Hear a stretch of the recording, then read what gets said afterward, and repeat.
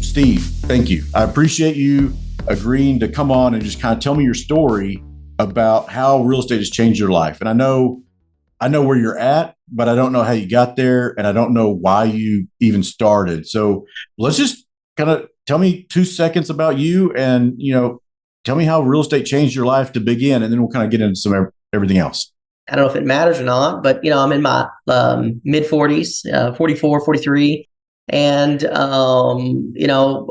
wife and I, we moved to an area in that's kind of, it was an area in that we, at that time, weren't really that familiar with. It was about, I don't know, 16, 17 years ago, and started a job, working regular job for somebody in that. I commuted, all those things and that, just like everybody else, like all of us. I did it for about, I don't know, I was at that job probably for 6 years.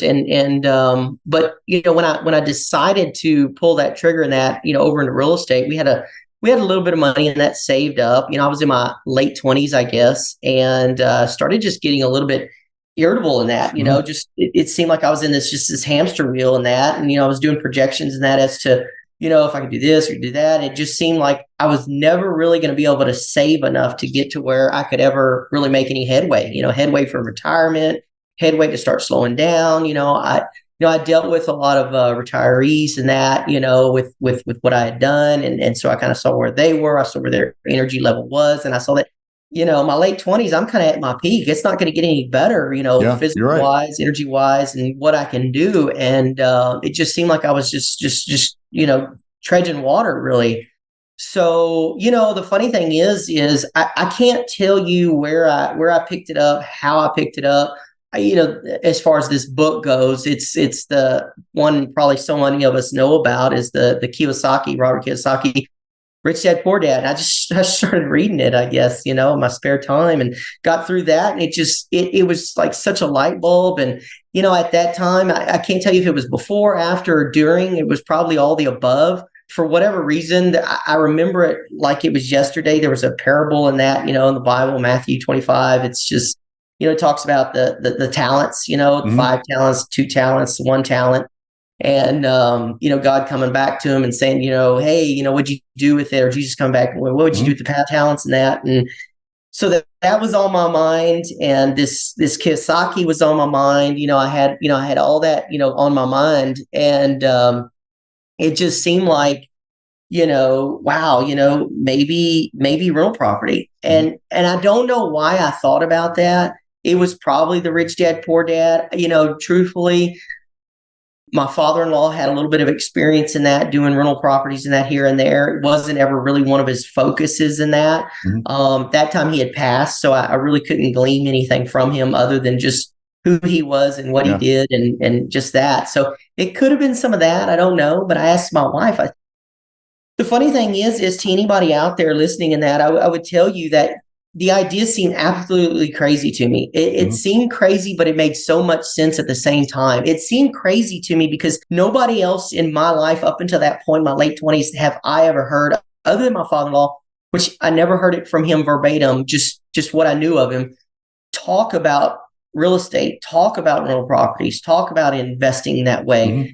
And so it seemed to me, did I come up with something that was just so profound? Surely not me. And, I was almost second guessing myself. So I called, at that time, it would have been my parents. I called my brothers, asked them, and they were just casual about it. They were like, oh, yeah, I mean, sure, And so that really didn't give me a lot. Hey, that's more than most. That's more positive than most.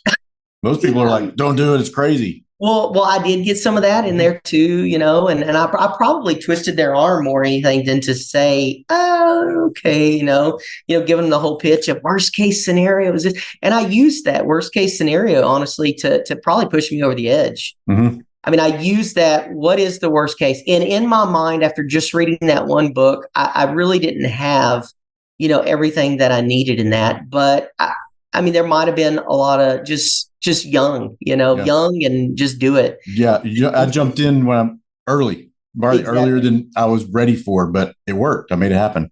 Absolutely. Absolutely. So I would say that's kind of probably how I got into it. So what was your first deal? So the first deal was So as part of the whole idea of how I could make sense of this and it not be too risky, and I'm looked on as this big failure, and I was busy in that right at that time. We were just having our first kid. The way I could justify it is as crazy as it sounds, I could justify it by buying two. So I'd So put you went enough all in. down. Yeah, that's big. Well, it is, but my justification was this: is if for because my biggest concern is what if they didn't rent? What if Right. it didn't rent? If it didn't rent, how was I going to pay for this? Mhm. I've only been doing my job for a short period of time, not even a decade, and I'm not making a ton of money. All of those things, and there was probably not going to be any way I was going to be able to make that payment in that with my job, maybe, but I didn't really want to put my family through that stress at that time. Still, I wasn't completely bought in, sold in, didn't know all the pros. So the way I could justify it and it make me feel better in that worst case scenario is if I didn't rent it out didn't rent out one of the houses, I could rent out the other one. One or the other. Yeah. I mean, if I cannot, get one or the other rented all the time where I was making my payment in that, then, and make that payment, then maybe I'm in the wrong business, right? Maybe this isn't for me. Yeah. So that's how I justified it. Call it crazy, call it whatever, but that's how I justified it. So when I set up the loan, set up the terms, set up the down payment, all those things, I made enough that, the projected rent from one or the other could pay for the total loan. Yeah. I think that's an area that a lot of people get stuck on is like, well, I can't afford a second house. Mm-hmm. Yeah, you can't afford a second vacation home you never go into. But if you got somebody paying you to live there, like you kind of mentioned in a roundabout way, is like that income counts towards that loan, right? Exactly. Okay. Exactly. And so for me, hindsight now, I've got so many other, best reasons why, fail safe, fail proof things. But for me starting out, that is as complicated as it got. Mm-hmm. That is as deep as I went into it. So we went into it. We found a realtor. I liked the realtor. She wasn't afraid to show me the deals. I knew the market pretty well, so I felt comfortable with that. At that point, we'd probably been in the area about 4 years. But more importantly, it was a very similar market as to the market I was familiar with growing up, small town, rural America. It's something I knew very, very well. I understood the people. So it was something, in that area that I was very comfortable with as well. I would say this, though, that the town that we associated with more, the costs per square foot on the real estate was so much more than the next town over, just 10, 15 minutes away. Mm-hmm. And the rent, rate of returns in that really wasn't much different. So that baffled me. I didn't look into it much more than that, other than to say that I'm gonna pick this town over here. Right. I can get more bang for the buck. I can get more or less the same ROI. Why wouldn't I do it? So I did do that. But that was the first deal. My wife, she was totally supportive of it. She was good. Well, she had that background a little bit. Exactly. Yeah. Exactly. So cool cucumber. But, so did you make a mistake on anything? Like, I know that you made something. You got to look back and say, hey, I would do this differently. Yeah. Initially in that, I think I underestimated how much work one of them was going to take to get up to speed. And me being a young person like I was, still that can do, blue collar, middle class mindset in that. I started doing a lot of the work myself. And, it was late nights. I was there till midnight, 1:00, after my real job, doing all those things and that. And, I would say that if I wouldn't have been as young as I was, I probably would have gotten into a little bit of trouble, just as far as, being able to get that rent going. Mm-hmm. I mean, it wasn't my goal to just have one of them rented. That was kind of a worst case scenario in my mind. Yeah. So that would probably have been, the biggest mistake of it all. I would say one of the best things that we did do for that is the other house already had somebody in it. So, that just kind of picked it up right away. And it probably started us out in that my worst case scenario, but it softened it. Yeah. It softened it. Yeah, it softened it. But, I would say after a couple of months, we were up and running on the other one. And even better than that, on the other one, what worked out so well and why it actually ended up being so much more work is I created a third bedroom in that, a third bedroom and a designated laundry washroom space. So, it upped the value, it upped the rent rate, so it really made up for it in the long term. So, a con turning into a pro, right? Yeah. So you bought those two. Did you sit back and say, all right, that's good. My long-term plan is just to pay them off, or I should go do more? What did you do after that? Man, that is such a good question. There's so much contention with me on that on the back end. Right? Hindsight's always 20/20 in that with what you learn. So at that time I was working for somebody else and doing all of that. And I had probably been there another 2 years before going off into another venture. I had a side business in that also that I did while doing this. So I was busy with all of that. But as I changed careers, after about 2 years, I started focusing on a new career. It was something more that was going to be mine. I sold the other business, got out of it, and I started building another business. My plan as far as the real estate goes is I was just going to pay those two either off or down as low as I could. I probably would buy a couple more. I thought I would. And, the goal was really looking at it from the young employee, just run of the mill, blue collar mindset is, well, if I can just get about what I would get in Social Security and that, when I'm, 60. Because we're not going to have it. It's what everybody tells us. We're not going to have it. So you need to figure out your plan B.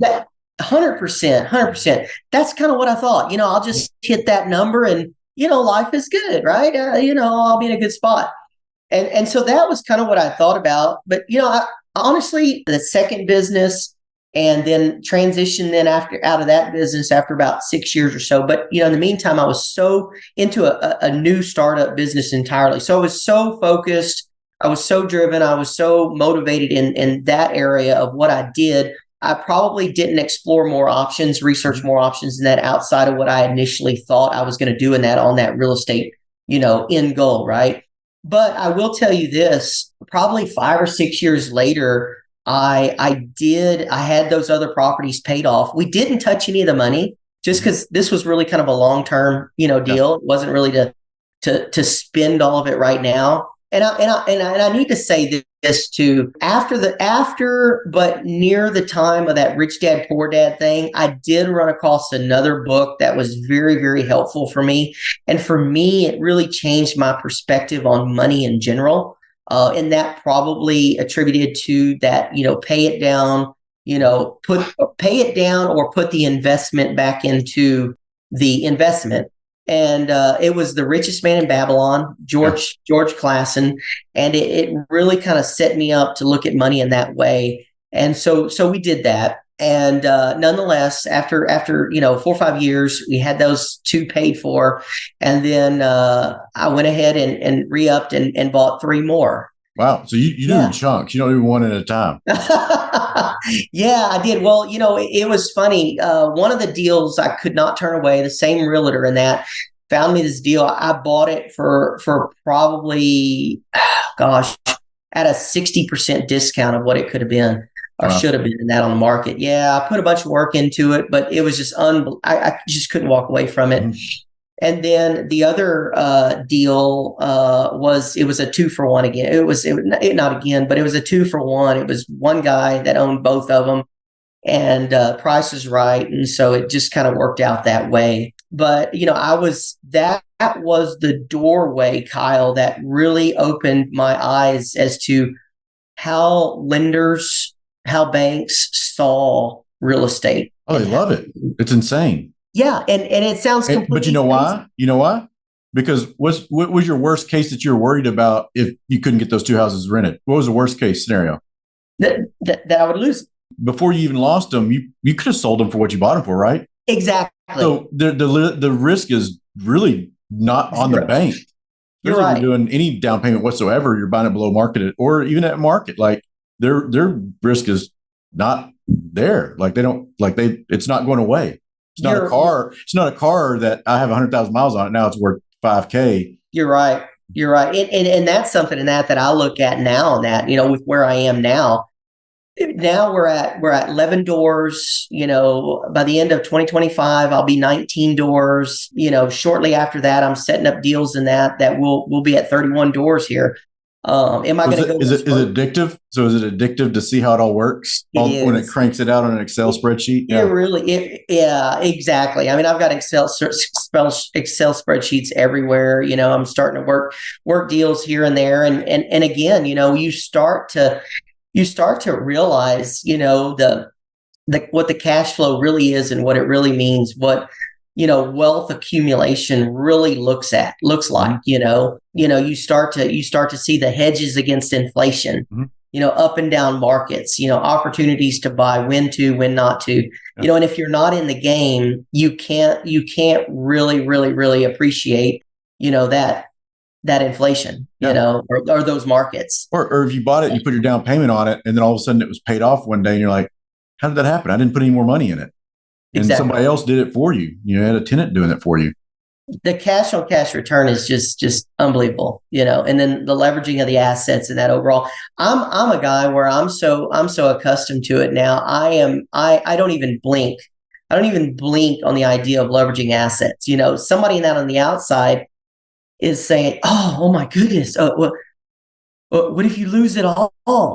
Well, it's exactly what you just said. I can sell the asset. I can sell the asset that potentially might compromise the entire ship, right? So you're not going to do that. That's to me, that's not going to happen. Right. Yeah. So when we were talking about you moved one career to another career and you had the rental properties. Yeah. Do you think owning the rental properties helped you make that career move on like you didn't have to worry about it because I've got something that can kind of help me float a little bit? So it allowed you to make a decision that helped you go in the direction you wanted to in life because you had them? 100%, Kyle. 1,000%. I mean, it's not only does it give you that assurance, that confidence in life, the fact, the feel that you're at the helm of your life, and that like you're going after life, not life is going after you, right? Yeah, absolutely. It absolutely does, and it did, and that was part of it. So I would tell you now where I am in my life, even outside of real estate, in terms of my work and what I do. It is completely, at my terms and my own way, and what I want to do. So that if you were to ask me, Steve, when do you want to retire? I'd say, what do you mean retire? Yeah. I'm doing everything I love. Yeah. You're not waiting for retirement. You're living it while you still are doing the job kind of thing too, but not really. I mean, Exactly. And then you would ask me, gosh, Steve, 11 doors, 19 doors, 31 doors. How do you, or how would you keep up with this? It's so easy. Not hard. Yeah, it's not hard. Yeah, it's so easy. Yeah. I can't even explain it. I mean, it is. It's absolutely easy. I'll tell you the other thing. Having a young family, and that, see my kids, they're kind of middle of their childhood right now, at 12 and 14, and being able to, I make breakfast for my kids every morning. I take them to school every morning. My wife is super active and does all those things too. Yeah. She's a principal at an elementary school and that. So, she's got to get there a little bit early. So I'm able to do all of that. And I love it. I love it, to be able to pass that level of excitement of life, and that can do, make it happen mentality that I don't think I can say that I've always had my entire life, but I can say that has been practiced over the last 10 to 15 years, has just made me then to the guy that I am now, that I am now being able to pass, that sort of excitement of life over to them, and live it. So, and it does sound like it's real estate has given you the ability to be more present in your family's life than if you were out there still painfully chasing a dollar, for letting life happen to you and say you happen in life. That's right. Yeah, exactly. 100%. So, so yeah, I mean, so we went, we bought those three, and, then somewhere in there, I bought one other one, and, and then, and somewhere, I think when I bought that next one, here's a good worst case scenario. I bought that other one then, And, about that time, then somewhere after that, I decided to go ahead and change gears and start my, get rid of the second business and start this business I'm in now, the one that's absolutely wonderful, that I wouldn't trade for anything in the world. We've been doing that for about 6-7 years now also. So, but at that time, starting from the ground up in that, I thought to myself, it might be a little bit tight. I got a lot of irons in the fire right now. Perhaps I bought one extra house than what I should for where I am right now. Maybe I got a little bit too deep. So what did I do? I looked at my asset portfolio, of real estate, and I realized, what one is going to give me the returns in that I'm wanting, and also which one is the one that I'm happy to go ahead and turn back over. And it just so happened to be the market was pretty good at that time, and I mean, it turns out that worst case scenario of stepping in, getting too deep, I had probably, it was somewhere between a 60 and 65%, return on my money, so how bad was that really? Yeah, not bad. I hated to let it go. I hate selling things, but we did. And since then we've taken on more. And we move forward, so. And I've bought and sold a lot of houses, and I look back, just like you said, like I hate to sell it. I sold for various reasons throughout my life. Sometimes to trade up, sometimes to access cash to be able to support my family so we can build my property management company, or it was to move asset from here to there or whatever. So I wished I didn't sell that, but I always have to look like, if you're going to sell something and there's some asset there that you're selling, the equity, like what you do with that equity, you have to really give a lot of thought to. Is it in you? Because these are all tokens that you're playing the life's game with. Yes. And what are you going to do with those tokens? And it just happens to be money. Like, I need to make sure that I'm a good steward with this and make sure that talent goes to a place that is going to be, it may not be real estate, it may be something else, but it's still getting a good return. And that return doesn't have to be money. It can be, hey, I helped this charity that I really am passionate about, or something like that. You wouldn't have been able to do it otherwise, right? Like that's right. Money wouldn't have existed had you not taken that leap of faith and bought your rental home. Man, you're so right about that. And one of the things that really clicked for me in that, of what you said, was that charity and that. And that's one of the things that I'm really big on, and I really love doing. As a matter of fact, I've got to go meet with the elementary principal here in town, and that we're designing a learning courtyard in that, for the elementary school. Right now it's kind of a dead space in that, so we're going to create all these really cool things, learning environments, and, just, so we're going to be, meeting together just after this meeting, 1:15. And my point of saying that is I can be so present and so available in that in so many ways in that, with charitable events, organizations, things like that. And to me, honestly, I think at the end of the day, what drives more than anything else is the people, being there for people. And that, honestly, if I were tied down, how it was when I first started out, in the 8-to-5 job, and that, I'd be there, I'd be able to be present and be there for the people in that I'm working with and among. But, how much more impactful, am I able to be at such a broader sphere of influences in that now than I could ever be with where I was before. At the end of the day, it's that first step, take that first step. Don't overcomplicate things. Just think of it as the first day you went to school, or the first day you went to a job. You didn't have all the answers. You didn't know how you were going to fix it. You didn't know what you were going to do. You learned over time. It's the old, one bite at a time elephant, right? How do you eat it, right? Yeah, one at a time. And to mention that, it's kind of like going off to school. I went to a small East Texas school, and probably not unlike you, I went up to A&M also, and I walked into the room, and there's more people in my first class than there was in my high school. And so, that was scary as everything, but I did it even though I was scared, because I knew that people that are ahead of me in life did what I'm doing at that point in time. And like, that's the path. So it's always follow the path of the person that was ahead of you, that got where you wanted to go. And then you kind of didn't have somebody to really tell you, this is what happened, this is how I got there. But you kind of read some books and you saw an in-law, but that's kind of the way it's been with me is like, I take advice from people that have been there. So like, I would expect to go to you for advice on a lot of things real estate related. Sure. If I lived around you and I didn't know what I was doing Absolutely. Yeah. Similar markets. Yeah, for sure. The other thing that I would say is whatever you do, as far as real estate goes, whatever you pick, whatever avenue and that you decide to jump off into, make sure you're excited about it. Even if it's, for whatever, at whatever level, if you're not excited about it, don't do it. Be excited.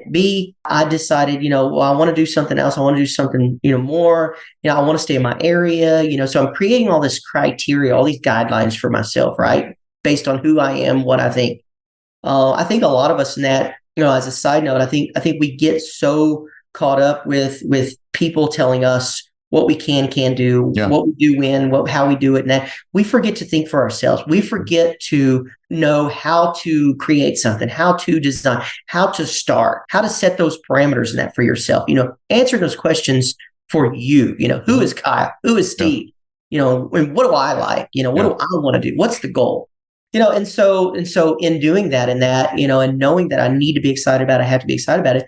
We're on this duplex project now. We started it last year. We've taken a break this year. We're gonna finish it out, next year in 2025. We literally bought a raw piece of land and we put a couple of roads through it, and we've got a duplex community in that. There was a need in my community in that where there wasn't these high end, homes as far as where people in that who, from my area in that lived in, $300,000, $400,000, $500,000 houses in that their entire, they're latter in their life and that they live in that, but they're just getting to an age now where it doesn't make sense to have all that. It doesn't make that doesn't make sense to have to maintain all that, to have to pay for all that, those kinds of things, worry about that. And God forbid, should one spouse or the other pass away, now it's double the work, right? Yeah. So, it makes sense for so many people in my area then to just kind of simplify life and move into something that somebody else is going to take care of, somebody else is going to work, but it still has those same creature comforts, And so for me, there was a market there, recognized that market and I got excited about it. And then there was, now we're on this project. So I can't wait for 2025. I'm so excited about it. I remember when you called me before you even started that, and I think your passion and your energy level is way higher now because you have something like you have that, like we were talking about buying businesses earlier before you started recording. It's like, it's that adrenaline drop that you're missing that you've got now because of this project. So here's a question. You've never built a building or built a duplex or developed a neighborhood before, have you? No, I haven't. So how did you know how to do it? I probably had a little bit of a leg up there. My background was in landscape architecture and that. So we worked with a lot of, and that was my first job, right? That's when I talk about when coming here, second job actually, but first job since we had moved up here. And we worked with a lot of developments and developers, things like that. So we didn't necessarily create the roads in that, but we were involved with, the designing, layout, those kinds of things. But I would say for anybody in that who ever wanted to do that or ever thought to do that, it's not anything that you can't do. It's not anything so complicated. It's really knowing the dynamics of the various entities in that would be associated with helping you get to that place. As far as construction that goes, I've done several. This office that I'm in right now, I built that, 7 or 8 years ago. That was other than working for the city and that, and, making sure that the inspectors were happy, those kinds of things, permitting, that kind of stuff. That's all that was really. So, but I would tell you, Kyle, it's not anything anybody can't do, And you were able to call your local bank.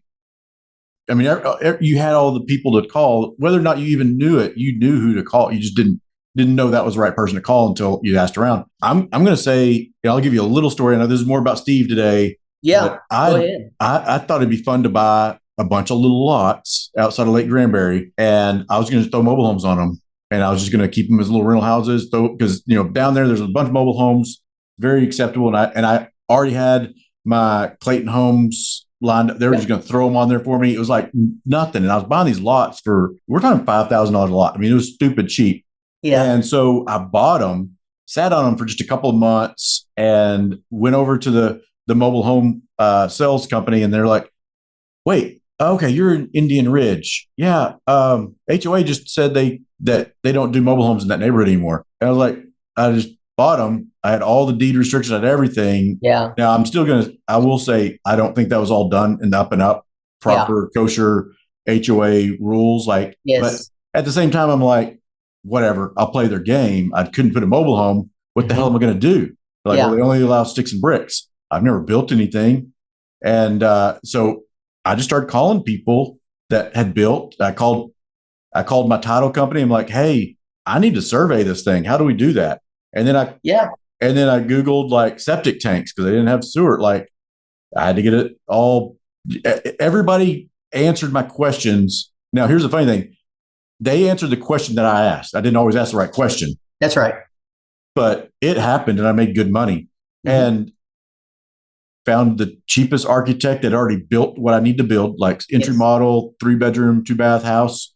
And I'm like, hey, I need to build this. Here's the dimensions on the lot. And he's like, okay, it's $400 because I already did it. Like he already did it. It was not custom. So I'm like, that's crazy cheap blueprints. It's awesome. And then I'm like, it just got really simple. It was amazing. There's all these people out here that their job is to help you build that house.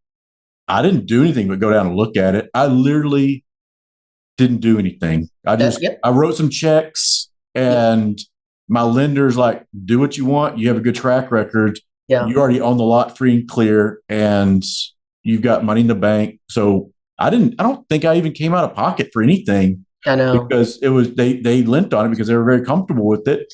I remember driving down after I had the foundation over-engineered because I knew I had to have a warranty on it. Mm-hmm. And then I left town for a week, came back, and there was a freaking house on the slab because my builder just did it. And I didn't, it was shockingly easy. Yeah, you're so right about that. You're so right. And I'll tell you this, you made me think about this when you were talking about the, weekend, there it is. Holy smokes. Is, that community in that, that we're working on right now, it's actually in the market in that I originally stayed away from because real estate costs and that for something in that's, in my area, 60, 70, 80, 100 years old. Yeah.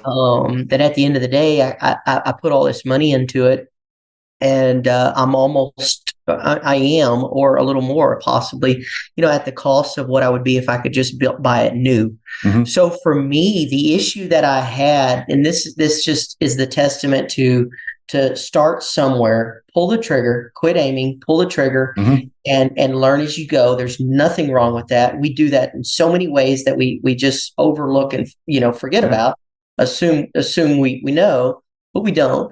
But the issue that I had when I first started, and I avoided that market altogether, I come back then, a decade or a decade and a half, whatever later, and I still have the same issue with existing structures, existing homes in that area. Mm-hmm. So what do? I just buy. I find an opportunity on a piece of raw land within the city limits, and that's been there. There used to be a home on there. It was on 2 lots, and then he owned a lot of acreage in that on the back end.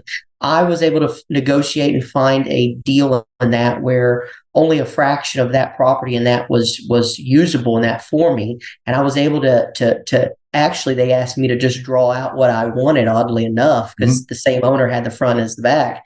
So I did, and I drew out enough that I could actually literally pull out ground from the back end of it where I wasn't going to put anything anyways because it was already too low, bring it to the front and double the size of my property in that to be able to get that value that I need out of that. And just like, that 2-1 that I had bought that first time and made it a 3-1 is what I would tell you is be creative, buy low where you can. When you can't buy low, look for deals that you yourself, Kyle, me, Steve, can see more opportunity in the deal and create that value. Yeah. That to me, that's really the secret sauce. I mean, if you want to take it to the next level, be that guy, be that gal that sees the opportunity where the seller and the real estate agent does not see, right? Yeah. As far as the creative look in that, going on that topic too, I'll share with you real quick is I had a home project in that I bought one of those, 70, 80-year-old homes, and I redid everything in it. I redid absolutely everything in it. And, that was where I had got into city requirements and, if you touch the breaker panel in that, now you've got to rewire the entire house and, all new plumbing, all new everything, sheetrock, all you name it, completely gutted. All said and done, I basically had what I could have built a new house for. The concern is houses in that market, people were buying them right and left, but they were buying them 20-25% cheaper than what I was willing to sell this, because at the end of the day, if I were going to sell this, I would at the very least want to break even on it. I was kind of just sickened by the whole experience entirely. Well, it was just something I didn't want to get into, I guess, or it was more than I wanted to get into. So by the time I was done, I was kind of done. So anyways, I put it up, listed it, and I thought I was going to sell it. And, I was finding that those people that were buying those houses for, say, 20% less than mine, same house, but just not fixed at all, in their minds, they thought they were going to fix it up. The reality that I was seeing is they were buying them and they couldn't fix it up, or they really weren't fixing up, and they were half-heartedly fixing them up. So they really weren't doing what they had originally anticipated in doing. So I was in this in-between market in that price point wise, that I've got this completely fixed up, nice 80-year-old home, 70-year-old home. I've got all this money into, and I couldn't get what I needed out of it. So I just held on to it, and I rent it. Yeah, you can outrun your it wasn't a mistake. You can outrun your mistakes just by holding it. That's exactly right. And that's where real estate is. It allows you to make mistakes as long as you weather it.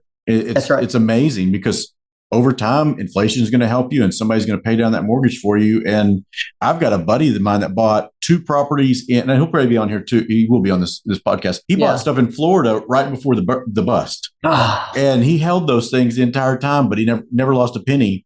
And he's above water now, but they cash flowed the entire time. And when we say bust, like, it wasn't like our Texas bust; it was a Florida bust. It was 75% less value or something nuts. And I'm like, how are you ever going to live? And everybody's like, you made the worst decision ever. And he's like, well, we'll find out in time. And I'm telling you right now, he's balling. He's cranking it out. I know. And I was just thinking about a buddy of mine who bought a duplex in Key West probably 25 years ago. And he had the same similar story in that, and it was just, those swings were just so massive. The rents never went down for him. And that's what I tell people is like, hey, everybody's like, oh, the real estate's market, it's horrible, it's going to kill you. I'm like, I don't see it. Last time we had a horrible real estate market, all of my rents went up at least $100 a month on it, all of them. That's right. Because all of a sudden now I had a whole lot more people wanting to be tenants, and the rents went up because of supply and demand and everything. I mean, even financing a deal in that now, I would rather get in the game now with interest rates being so high than I would have, say, a year ago, year and a half ago. When people were paying, $20,000 or $30,000, over ask. I mean, it was just a slugfest. Well, you can always, if you're buying at a lower price, all you have to do is refinance it if they come back down. We're still at a normal interest rate. That's what people haven't really thought about. Is like, we were just really fortunate to have really low rates for a while. This is historical. And the thing is, refi it later. Like, you buy the deal now. That's exactly right. To me, the perspectives in that, really change when you start. I don't know. There's a lot of different ways of looking at this. I've always, and I still even do today, I look at it from a cash flow perspective. I am a cash flow guy. I would rather have $10,000 a month than $1 million up front any day. But that's just me. Yeah, everybody's different. I'm different. I'm not I cash flow and everything. Like, I just want to keep buying little plant seeds. Like, that's all. I'll just keep buying. If it pays for itself, that's what it's important. Cash flow, great. But I just want to keep putting burying little nuggets and then let them grow on their own. And then, 10 years down the road, I'm like, hey, I got this forest, and all I did is put $10,000 a pop, $15,000 a pop, whatever it is. And I don't I'm not trying to live off that cash flow because I've got other things. That you're exactly right. And I agree with you, and I'm with you 100% on that. And we're actually doing in that way, we're actually doing the exact same thing, Kyle. Mhm. We're exactly doing the exact same thing. Yeah. So I still even today don't touch any of the real estate money, my wife or I. It's just it's there, it's doing its thing, it's growing in that, and we live off of our jobs, and we're happy as can be with that. Well, I do encourage you to have fun with it sometime. Do something fun. Yeah, I know. You've got kids similar to me. Like, it's not fun when they look at it because it's the ugly house that I'm fixing up, or it's the rental house. We drive by it, we never go by it, no, you never go in it. So do something fun with real estate. And then, like, building the duplex is probably a great fun thing for them, I would think. It is, and it's kind of a nice, fun little work ethic thing, work ethic lesson in that. Right. I'll take them over there, and we'll do little menial jobs and that, and it's just something that to kind of do together as a family. And we're also, like I say, working on that whole work ethic, getting the job done. Pride of completion, that kind of thing. Right. And for that, I love it. I absolutely love it. So. Well, Steve, I know you got a busy life, and I don't want to take up too much of your time. I really appreciate you coming on and sharing your experience. And it wasn't because you purposely wanted to get into real estate, and it just became a good decision, and you just kept double down on your good decision. What advice do you have to somebody that maybe listened to this podcast and they're sitting on they're standing on the treadmill at the gym, and they're like, "Hey, I've heard about real estate, but is it good, bad, or ugly? I don't know." Like, what would be your piece of advice to somebody that's hadn't bought anything yet? I'd say don't wait. I would say be excited about it. Whatever it is you're doing, whether it's an area, whether it's a project, whether it's a house, whether it's all the above, be excited about some aspect of it. I would say that, if property management, say, isn't one of your things, or you don't feel like you're going to be that way, some people they never like to see their tenant. Some people never like to see the house. Some people have to see the house. They have to have that connection. Some people like dealing with the people, but know that about yourself. If you're one of those that you don't want to deal with it, or handling of money is not one of your strong points, or dealing with people is not your strong point, know that about yourself, and go talk to a property management company, and have don't let it be a hindrance. Like, don't let it be a hindrance. Don't, because people say, "Oh, well, I can't do the maintenance on a rental house." Yes. Somebody else can. Or I can't pick the tenant. Somebody else can.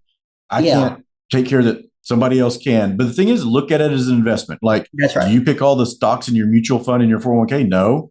That's right. Same thing. You just put money into it and let somebody else work it. You're giving up a little bit on the cash flow or something, but it pays for itself. It makes you a lot more money than it would have otherwise. Well, and if you're paying an investment advisor in that, then you're giving up some money there also to have that expert.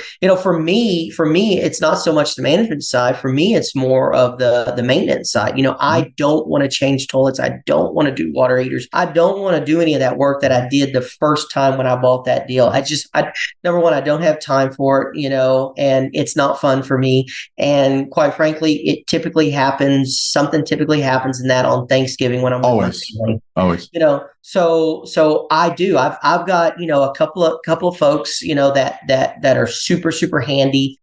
They know what they're working with. They're familiar with the properties, and one phone call to them, they're taking care of it. I can pay the bill on Monday, and everything keeps going like normal. And for me, that makes it very enjoyable, and it's absolutely worth any amount in that you'd pay. Yeah, because you have a good team, so that's important. You got to have a good team, good Rolodex to reach out to.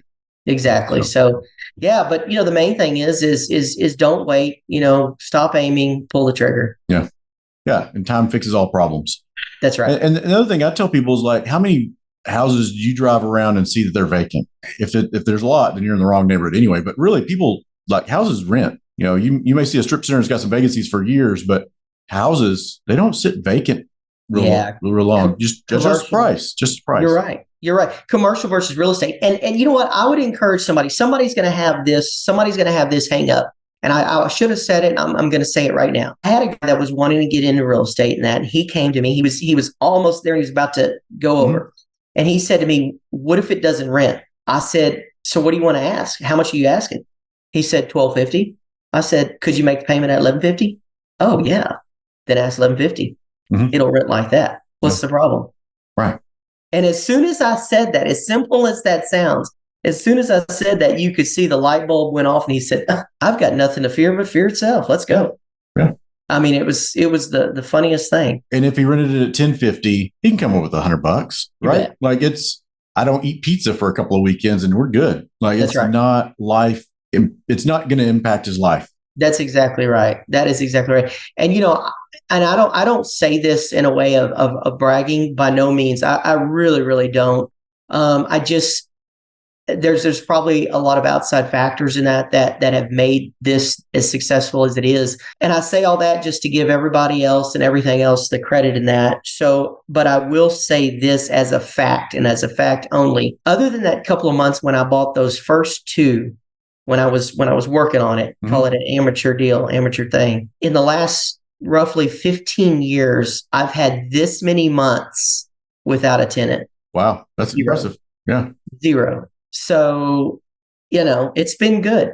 It's been good. It's so much fun. If I had to say, give it one word as to what it is, describe what real estate is, owning real estate, I'd say the one word is freedom. Yeah, I agree with that. Freedom. Yeah. So I appreciate it. I owe you a big favor for coming on and talking about it. I know a lot of people don't want to talk about what they've got and what they've built. And I don't know if it's because they want to be humble or they don't want people to know. Or they don't want to be criticized because a lot of people why would you? I bought a mobile home park and I mentioned it once at table at church. Everybody thought I was nuts and crazy and what is this guy doing? So a lot of people don't understand. So I appreciate you coming on and talking about your story.